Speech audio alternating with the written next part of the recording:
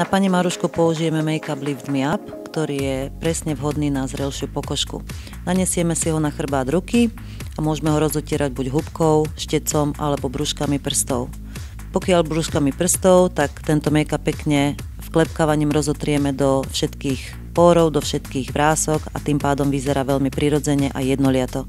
Nesmieme zabúdať na všetky partie tváre, to znamená taktiež aj v okolí očí a taktiež aj na pery, aby nám rúž potom lepšie držal a taktiež aj konturovacia ceruska.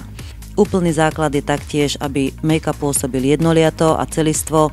Nesmieme zabúdať na okraje nožteka, kde tieto partie taktiež zvyknú byť začervenané, sú tam rôzne žilky, takže aby sme to zjednoliatili a vyrovnali celú korektúru tváre, tak je veľmi nutné a potrebné, aby sme tam naniesli taktiež make-up. Ako druhý krok použijeme tekutý rozjasňujúci korektor z istej rady Lift Me Up. Nanášame ho úplne tesne pod spodné viečko až ku riasám, aby sme zjednoliatili pokožku s make-upom. Vklepkávaním ho zapracujeme do pokožky, aby sa zjednoliatil s celkovým dojmom tváre. Taktiež to robíme na druhej strane. Je veľmi fajn používať tekuté korektory, pretože sú oveľa ľahšej konzistencie ako klasické make-upy a tým pádom nezaťažujú viečko a pôsobia veľmi rozjasňujúco a sviežo.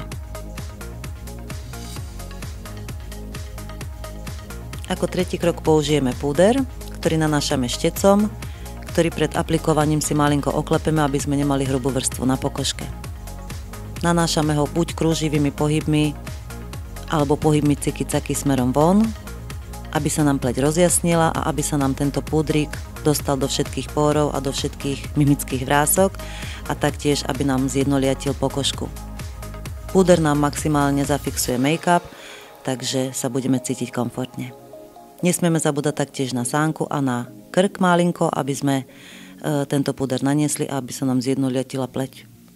Teraz použijeme bronzer, aby sme si nalíčili a vykreslili lícne kosti. Medzičasom sme si nalíčili očka a pery, to môžete vidieť v iných videách. A teraz si vykreslíme lícne kosti. Tento bronzer používame na zvýraznenie, pokiaľ má Maruška okrúhlu tvár, oválnu tvár, aby sme zvýraznili lícnu kosť, to znamená, že tento bronzer nanášame pod lícnu kosť. Vidíte, ako sa nám krásne obkreslí základ lícnej kosti. Automaticky nám to aj zúži tvár. A potom lícenkou dokreslíme celú líniu tejto lícnej kosti smerom, kruživými pohybmi smerom až ku vláskom. Aby sa nám vlastne tieto farby zjednoliatili a pôsobili prirodzene po celej línii lícnej kosti.